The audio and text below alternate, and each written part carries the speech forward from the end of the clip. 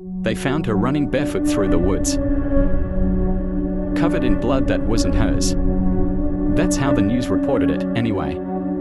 The headline said escaped victim, said miraculous survival, said one got away.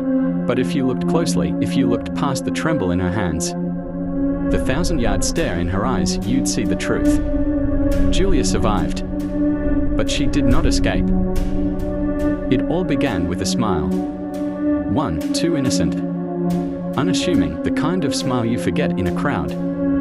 Except Julia didn't. She remembered everything about Elias, the way he stood slightly hunched, as if weighed down by thoughts no one else could hear. The way he ordered his coffee black, never made small talk, and always left a generous tip. He wasn't loud like the other boys who came into the bakery. He didn't flirt. He didn't need to. Mystery did the talking. The first conversation was about books. "I saw you reading Crime and Punishment," he said one morning, placing his worn paperback copy on the counter beside his coffee. "You like Dostoevsky?" she asked, surprised. "I like characters who can't outrun themselves." She laughed, even though it wasn't funny. They talked more after that. Sometimes just a few words. Sometimes whole conversations about art, the ethics of love, whether people could ever truly know each other. Julia never felt like she had to prove herself. With Elias, she could just be. And it felt like he saw her, not the version she performed for friends or Instagram, but the soft, haunted, real her. It didn't take long. By the third week, she was skipping Sunday brunch with her roommate.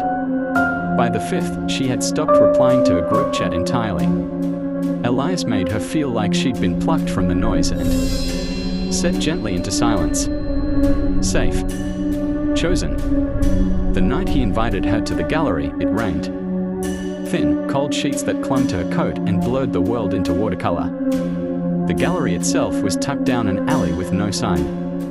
Just a rusted red door and the sound of music leaking out.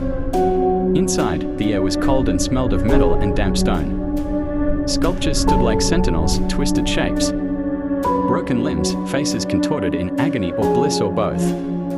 "They are mine," Elias said, softly. Julia felt something inside her tilt. "You made all this?"